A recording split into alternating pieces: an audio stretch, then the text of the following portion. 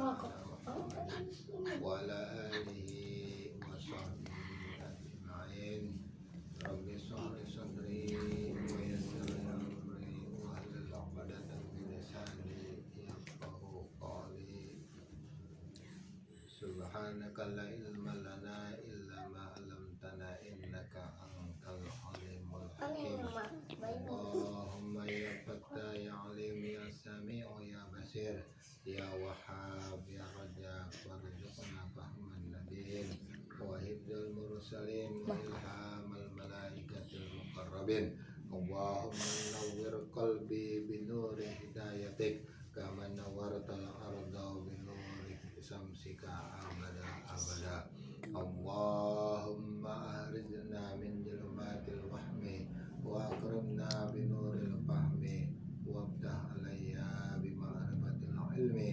وسهل لي أبواب فضلك يا أرحم الراحمين يا أرحم الراحمين يا أرحم الراحمين بسر ففهمناها سليمان وكلا آتينا حكما وعلما وسخرنا مع داود الجبال يسبحنا والطير وكنا فاعلين صدق الله العظيم amma ba'du.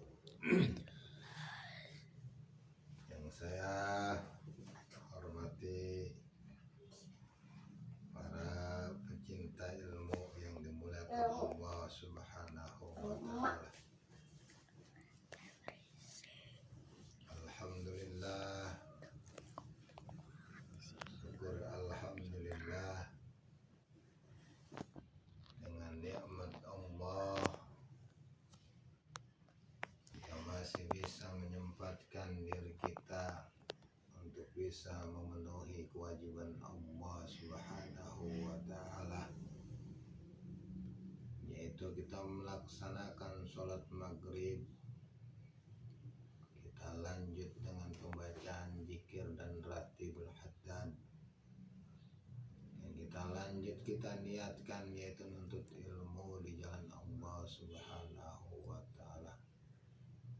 Mudah-mudahan dengan niat kita ikhlas karena Allah Subhanahu wa ta'ala, ini merupakan rasa syukur kita kepada Allah Subhanahu wa ta'ala, yaitu dengan cara kita mengikuti apa yang Allah perintahkan.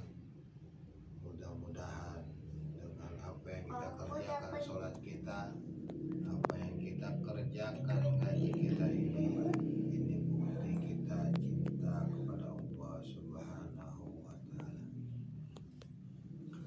Sholawat serta salam tercurah kepada junjungan kita Nabi besar Muhammad sallallahu alaihi wasallam beserta para keluarganya, para sahabatnya, dan para pengikutnya yang setia, yang mudah-mudahan nanti kita selalu berada di barisan belakang Nabi besar Muhammad sallallahu alaihi wasallam untuk masuk ke dalam surganya Allah Subhanahu wa ta'ala melalui rahmat Allah dengan syafaat kanjeng Nabi besar Muhammad sallallahu alaihi wasallam. Hadirin para penuntut ilmu yang dimuliakan oleh Allah Subhanahu wa ta'ala, pada malam ini kita akan membuka kembali pengajian kita yang kemarin kita istirahatkan sejenak dalam rangka kita menghormati bulan yang penuh dengan rahmat, bulan yang penuh dengan maghfirah, bulan yang penuh dengan itqum minan nar. Mudah-mudahan dengan datangnya bulan Ramadan kemarin menjadi pelajaran, menjadi didikan kita agar kiranya setelah Ramadan ini kita menjadi manusia-manusia yang diharapkan oleh Allah Subhanahu wa taala, yaitu manusia yang muttaqin. Pada bulan Ramadan kita dididik, kita bisa sholat berjamaah di masjid. Ya, sesibuk apapun kita, tapi kemarin waktu Ramadan datang, kita bisa menyempatkan sholat yang wajib berjamaah. Dan ditambah lagi Allah didik dengan Ramadannya, yaitu setelah Isya kita bisa melaksanakan sholat sunnahnya. Ada yang mengerjakan 11, ada yang mengerjakan 23, tapi kita mampu mengerjakannya. Dan juga kita dididik untuk bersedekah, kita dididik untuk bangun malam, untuk berpuasa esok harinya. Dan kita dididik di bulan yang penuh dengan berkah itu, yaitu kita mampu kita paksakan diri kita untuk bisa membaca Al-Quran. Nah, setelah kita didik selama sebulan penuh dan kita dididik dengan datangnya Syawal, yaitu kita banyak bersilaturahmi kepada kerabat kita. Dan sekarang kita mulai kembali, yaitu untuk bagaimana kita menjalankan didikan Ramadan yang kemarin kita kerjakan. Apakah kita mampu untuk bisa membaca Quran seperti kemarin di bulan Ramadan? Apakah kita mampu untuk bisa kita menjalankan sholat sunnah malamnya? Untuk apa yang kita bisa perbuat? Dan apakah kita mampu untuk bisa membaca Al-Quran sampai walaupun hanya sa'ain, walaupun seayat setelah kita ditinggal Ramadan? Apakah kita mampu untuk bisa bersedekah?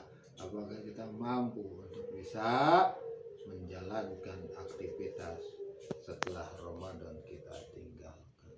Kenapa kita nggak bisa? Itulah mata Allah, semua manusia makhluk selalu diberi mudah oleh Allah Subhanahu wa ta'ala. Sesibuk apapun makhluknya, kalau Allah berkata kun, maka jadi. Jadi sesibuk manusia, kalau dia kagak gerakan dalam dirinya, maka tidak akan terlaksana. Dan hari ini mudah-mudahan kita dicatat oleh Allah Subhanahu wa ta'ala setelah Ramadan meninggalkan kita menjadi manusia yang selalu meningkatkan takwa kita kepada Allah Subhanahu wa ta'ala. Jadikan bulan-bulan selain Ramadan kita bisa menjalankan amaliyah, yaitu sama seperti bulan Ramadan, agar kiranya nanti setelah bulan Ramadan kita ketemu dengan keadaan gembira. Ada sejarah daripada ulama besar di Yaman, yaitu Habib Zain bin Smith. Dia mengatakan setelah Ramadan meninggalkannya, bukan dia girang, lepas kayak dari penjara, lepas daripada kurungan, tapi Habib Zain bin Smith itu malah setelah ditinggal Ramadan dia nangis nggak berhenti selama 6 bulan. Tapi setelah 6 bulan menangisnya selesai, karena waktu Ramadan akan tiba, maka dia gembira kembali untuk datangnya Ramadan.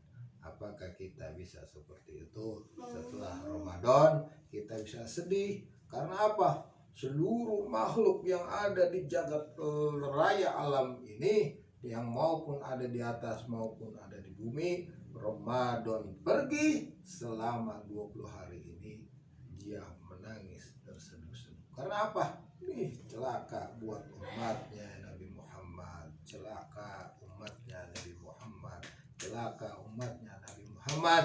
Karena apa? Karena dia merasa bebas setelah dikurung daripada Ramadan. Makanya jadikan diri kita manusia yang selalu takwa di hadapan Allah Subhanahu wa ta'ala. Ini renungan setelah kita ditinggal oleh Ramadan. Mudah-mudahan dengan ini kita bisa dijadikan manusia langsung bahas daripada kitab kita yang rutin kita pelajari, yaitu tiap malam Sabtu ba'da maghrib daripada karangan Habib Usman bin Abdullah bin Agil bin Yahya Al-Alawi yang orang sering menyebutnya yaitu Mufti Betawi. Buku ini bernama kitabnya yaitu Adabul Insan. Kita baca Fatihah untuk musannif ini, mudah-mudahan apa yang kita baca ini dapat bertahan buat kita, dan khususnya untuk melarang al-Fatihah ila hadratin Nabi Mustafa Muhammadin Rasulullah sallallahu alaihi wasallam wa alihi washabihi ajwaji wa zurriyyati wa ahli baitil kiram summa ila hadrati khususan Sayyid Al-Habib Usman bin Abdullah bin Agil bin Yahya Al-Alawi Allahu yatawassal bi rahmatil maghfirah wal jannah syai'un lillahi lahumul Fatihah. A'udzubillahi minasyaitonir rajim. Bismillahirrahmanirrahim. Alhamdulillahirabbil alamin arrahmanir rahim maliki yaumiddin. Iyyaka na'budu wa iyyaka nasta'in ihdinas siratal mustaqim siratal ladzina an'amta 'alaihim ghairil maghdubi 'alaihim waladdallin.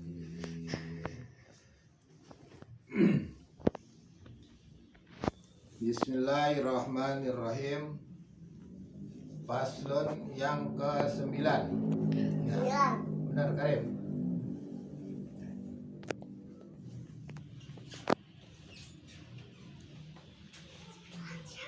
Pasal yang ke-9 di dalam kitab ini menyatakan adab membuat ibadah kepada Allah Subhanahu wa taala.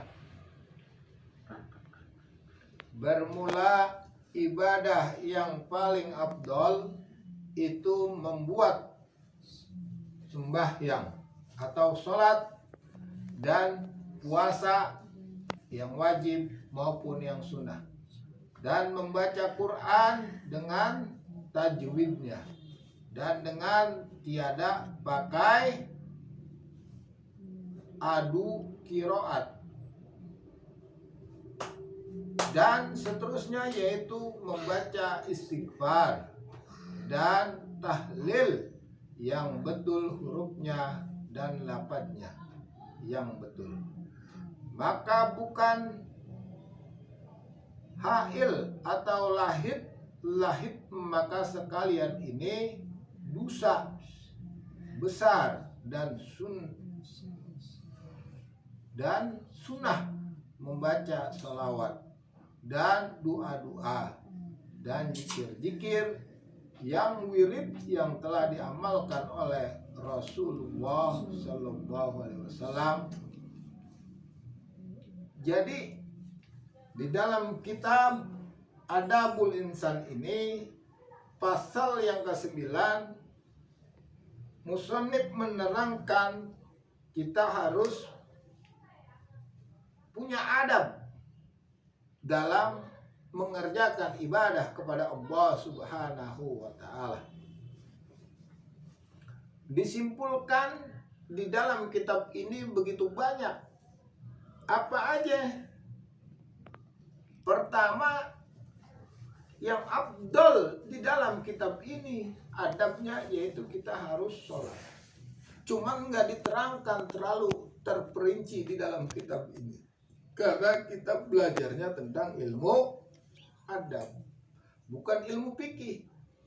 Dan jadi adab kita kepada Allah dalam beribadah, pertama itu kita harus paham, oh yang namanya manusia ngaku seorang Islam, dia harus sholat. Karena apa? Nah, tentang ibadah beradab kepada Allah, bagaimana caranya kita sholat? Yang pertama, kita harus wudu. Sebelum kita wudu, kita harus membersihkan badan kita, pakaian kita, tempat kita harus bersih.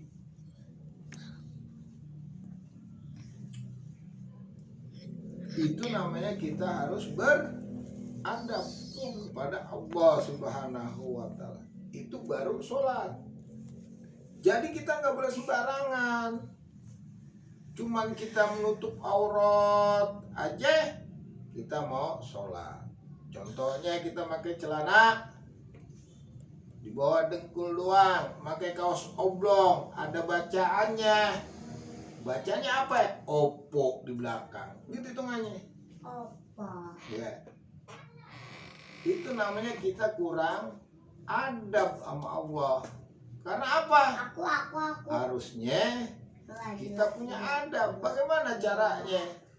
Nah, sebelumnya kita berpakaian bersih, berpakaian suci rapi untuk menghadap yang memberikan kita napas, memberikan kita melihat, memberikan kita mendengar, memberikan kita bisa makan kenyang, memberikan kita bisa berpikir. Untuk itu kita harus punya adab dalam beribadah kepada Allah.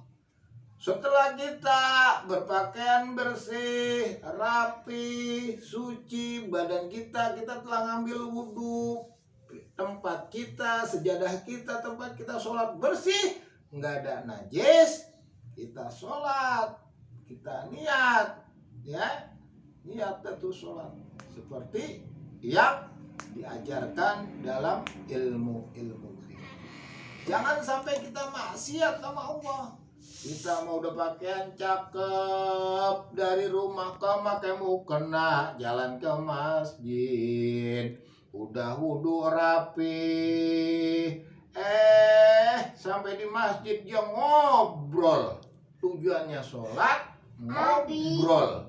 Dia ngomong ketemu sama teman lamanya. Lu tinggal di mana? Lah, tujuannya mau menghadap Allah, tapi dia maksiat sama Allah. Itu sekarang manusia yang sering dia lupakan. Tuh adabnya kagak ada sama Allah. Jadi sholatnya sia-sia. Tuh. Karena apa? Kita udah niat dari rumah. Untuk apa? Untuk ibadah. Dari kita ngambil wudhu kita udah niat untuk ibadah ke kamar sholat. Kita keluar dari wudhu ada TV berisik banget, TV matiin. Tuh, kita udah maksiat sama makhluk. Itu namanya kita kagak punya adab. Robah dalam kita beribadah kepada kita niat sholat, kita udah bersih, udah rapi, udah wudhu, udah suci, kita mau jalan ke masjid, kita niatin untuk beribadah. Ditanya sama temen, jangan, makanya langsung masuk ke masjid, kita niatin. Setelah kita baca doa masuk masjid, kita niat iktikaf. Dulu jangan berisik, tuh, kita niat tuh. Agar apa? Kita ngadep agar sholat kita benar-benar diterima oleh Allah. Adab yang kita jalankan sesuai aturan apa yang kita dapat, apa yang kita punya. Jangan bercanda, jangan maksiat. Itu dalam sholat. Tapi setelah ininya perukunannya nanti kita belajarnya di dalam ilmu fikih. Terus apa katanya setelah sholat? Kita puasa disuruh nih. Adabnya ibadah kita kepada Allah yaitu puasa. Puasa apa? Puasa sunnah, puasa wajib. Puasa wajib ketahuan yaitu puasa Ramadan yang kemarin kita habis kerjain, atau yang wajib yaitu puasa najar dan puasa sunnah. Terus bagaimana kita beradabnya? Orang puasa buat apa sih? Gitu hitungannya. Untuk supaya apa sih? Gitu. Karena puasa hanya Allah yang tahu nilainya, kapasitasnya. Tuh. Makanya bagaimana kita beradab agar puasa kita diterima oleh Allah Subhanahu wa taala. Jangan sampai kita puasa hanya menahan lapar haus saja. Kalau puasa apa sih? puasa, kita jalan kemana-mana. Ini mau banyak orang puasa. Kemarin Jakarta mau nyari takjil begitu teman. Di itu mata jelalatan kemana-mana. Dia punya pantat pakai celana sembarangan. Dia pakai baju ketatnya begitu. Dia punya auratnya umbar-umbar tuh. Terus dia bilang apa? Puasa gua. Puasa cuman lapar adanya di tenggorokan dan di perut. Itu doang tuh. Jadi kita capek doang. Terus apa diterima? Yaitu hak Allah. Makanya kita harus punya adab. Kalau kita punya adab, kita tahu. Oh, sebagai perempuan bagaimana dia keluar. Kan gitu tuh mana? Gua lagi puasa. Lebih baik pahalanya gede. Apa? Gua masakin anak dan suami gua di rumah. Gua gak perlu jalan-jalan. Takut orang ngeliat. Aurat perempuan semua dilihat sama manusia. Makanya kita jaga mata kita, pikiran kita, telinga kita, mulut kita, hati kita, tangan kita, hidung kita jaga. Kita jaga. Kalau kita lagi berpuasa, itu namanya kita beradab sama Allah. Dengan cara apa? Kita terus. Kalau perlu kita gali. Kita komunikasi sama Allah dengan cara apa? Dengan kita membaca Al-Quran. Karena apa? Oh, puasa rindu kepada 4 manusia. Yaitu salah satunya orang yang suka baca Al-Quran. Iya, makanya itu lagi komunikasi kita sama Allah, lagi ngomong tuh. Makanya itu pakai doa adab-adabnya. Dan apa? Tuh, tadi kita pertama disuruh sholat, kedua suruh puasa, dan ibadah kepada Allah yaitu membaca Quran dengan tajwidnya dan tiada pakai adu qiraat. Kita baca Quran, kita belajar adab membaca Quran bagaimana. Kita harus bersih, suci. Kita harus menghadap kiblat. Salah satunya kita angkat Al-Quran, kita sanjung Al-Quran. Ini mah kita sembarangin Al-Quran ditaruh di kotak, Al-Quran ditaruh di selipan aja di mana-mana. Dia kagak menghormati sekali itu Al-Quran. Al-Quran dianggap sama aja sama buku sekolahan. Al-Quran sama aja dianggap dengan yang lainnya, koran atau majalah. Nggak paham, tapi nanti Allah catat bagi orang-orang yang nggak mau jaga kalam-kalam Allah. Karena udah jelas Al-Quran merupakan petunjuk kalau kita pengen hidup bahagia di dunia dan di akhirat.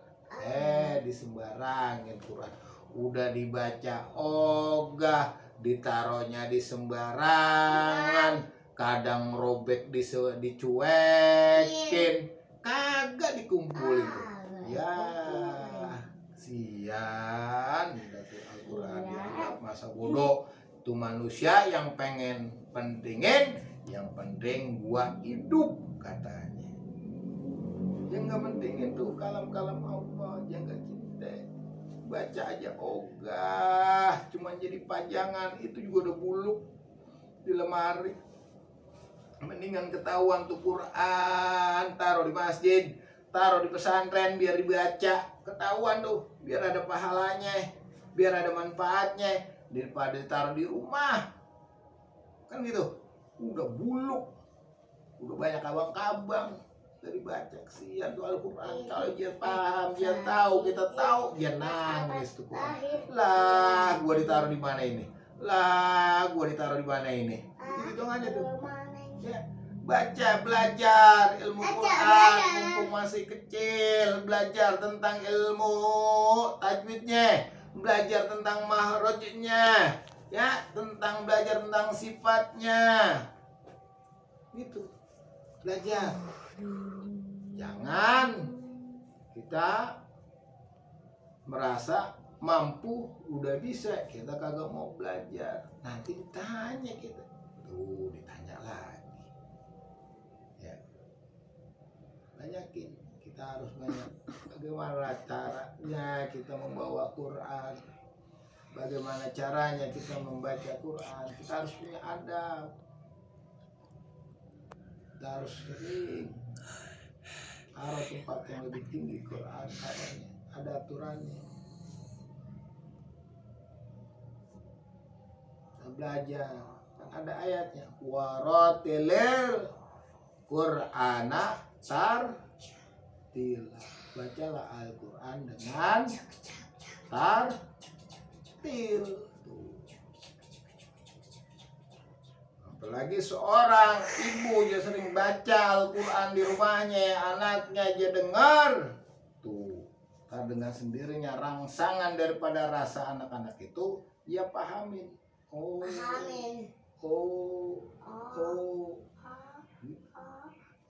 Terus apa katanya setelah kita disuruh membaca Al-Quran di dalam beribadah kepada Allah? Yaitu kita banyakin istighfar,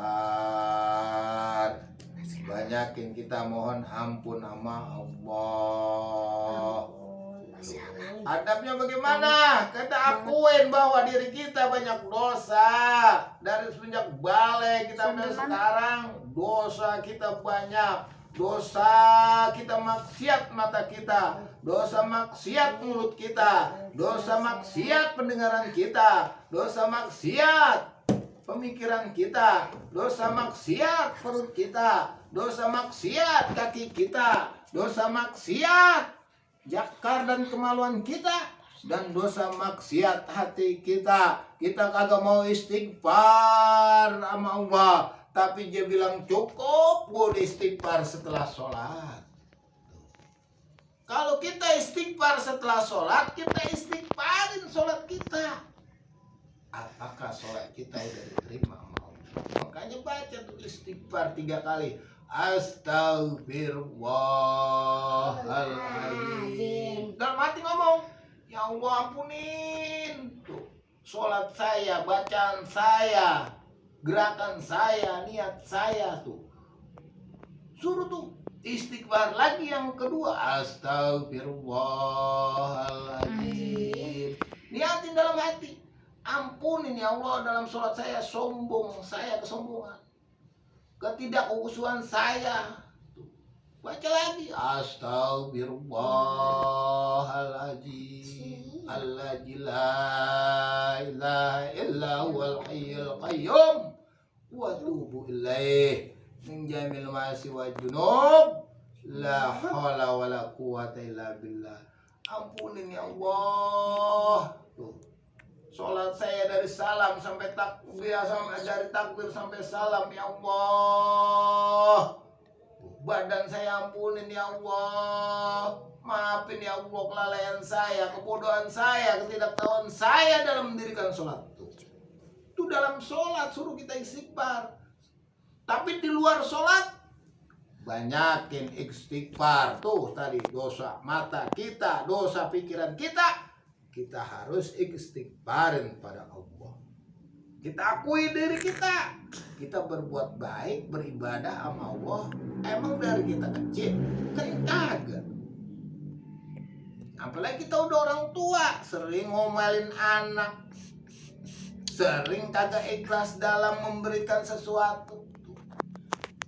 Gerutuk yang ada gerutuk. Istighfarin hati, banyakin istighfar pada Allah Subhanahu wa ta'ala. Kita akui diri kita lemah, banyak dosa. Paling dikit siapa? Nabi aja istighfar paling dikit. Ada yang ngomong 70, ada yang ngomong 100. Lah kita Nabi yang dosanya kagak ada, yang dijamin langsung oleh Allah masuk surganya Allah. Ya istighfar, minta ampun. Astagfirullah, astagfirullah, astagfirullah, astagfirullah. Tuh, Nabi panutan kita yang dosanya kagak ada istighfar sampai 70 sampai 100 setiap hari. Lah kita kagak. Merasa apa? Sibuk diri kita dengan dunia, sibuk diri kita dengan kerjaan kita. Aku ditanya capek, males, ogah. Tuh. Terus kita mau ngikutin siapa? Katanya kita meminta syafaat sama Nabi. Kita kagak mau ngikutin dia. Baca Quran malas, istighfar malas, puasa malas, sembahyang itu juga kepaksaan. Kita ikutin. Terus apa katanya? Setelah kita istighfar, kita suruh banyak baca tahlil yang betul hurufnya dan lafadznya. Gimana? La ilaha illallah. Jadi kita bentak. Baca yang benar.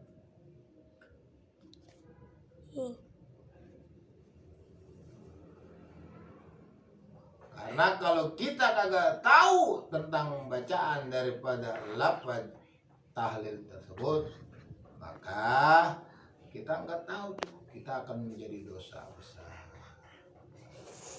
Karena artinya jelas, la ilaha illallah, tiada Tuhan selain Allah. Kalau udah nggak ada Tuhan selain Allah kita baca, nah kita siapa nih? Tuh, kita siapa? Kita makhluk begitu Tuhan.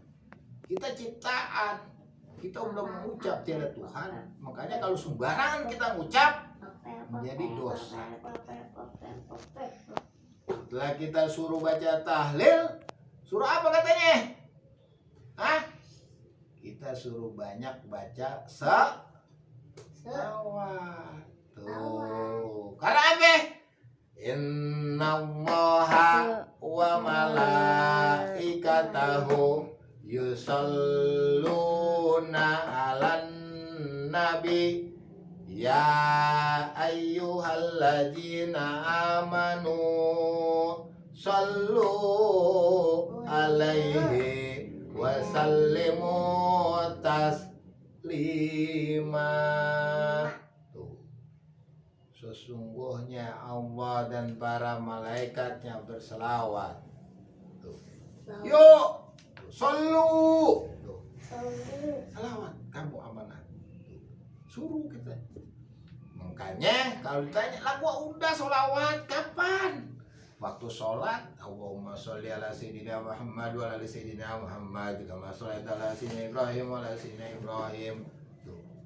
Ya, Nabi juga sholawat waktu itu nggak kalau lagi sholat. Tapi di luar sholat kita banyakin sholawat agar kita apa? Agar kita diakui menjadi umatnya Nabi besar Muhammad sallallahu alaihi wasallam. Apakah perlu banyak kita selawat? Enggak. Kita cukup apa sehari kita baca sekali silakan, kita baca 3 kali silakan, kita baca 7 kali silakan, kita baca terus sampai 100 silakan. Yang penting kita baca istiqomah. Allah kagak ngeliat banyaknya tuh bacaan, tapi Allah ngeliatnya rutin tiap hari 24 jam dibaca. 24 jam waktunya kapan? Apa isya, apa subuh, apa maghrib, apa johor, apa asar, ada waktu senggang baca selawat. Fokusin selawatnya buat mana? Kepada kanjeng Nabi Muhammad sallallahu alaihi wasallam. Agar apa? Agar sampai selawat kita kepada Nabi besar Muhammad sallallahu alaihi wasallam. Jangan punya tujuan yang lain tuh. Allahumma sholli ala sayyidina. Allahumma sholli ala sayyidina. Terserah selawatnya yang mana yang enak. Sallallahu ala Muhammad, sallallahu ala Muhammad. Gitu tuh. Terus apa katanya? Setelah kita banyakin baca selawat, kita disuruh banyakin doa. Doa tuh, doa yang telah diajarkan oleh ulama-ulama kita, doa-doa yang telah diajarkan oleh guru-guru kita. jangan melenceng doanya. Ya, sesuai dengan aturan. Ya, kalau kagak paham ada di dalam kitabnya. Doa-doa tuh. Kitabnya apa namanya? Mas Lakil iya. Jadi di dalam pasal yang ke-9 ini di dalam karangan Musonif Al-Habib Usman, adab kita beribadah kepada Allah, yaitu yang pertama kita harus benar-benar dalam sholat, kita puasa mau yang wajib maupun yang sunnah, kita baca Quran, niatin diri kita dari sekarang, kita niatin waktu ada 24 jam, kita kagak mampu baca 1 juz, kita baca seain, nggak mampu seain kita baca seayat, kita gerakin terus sampai kapan? Sampai mulut kita disumpel oleh Allah Subhanahu wa Ta'ala. Baca Quran. Terus apa katanya? Kita banyakin istighfar. Terus kita baca tahlil. Terus kita berselawat kepada junjungan Nabi besar Muhammad SAW, dan kita banyakin doa-doa tuh. Kalau habis setelah itu kita banyakin sholat, kita doa-doa yang telah diajarkan oleh ulama-ulama kita melalui wasilah daripada Rasulullah SAW. Mungkin kalau kita kagak paham tentang doa, kita bisa membuka kitabnya di dalam kitab Maslakil Akhyar. Mudah-mudahan taklim kita pada malam ini diridhoi Allah Subhanahu wa Ta'ala.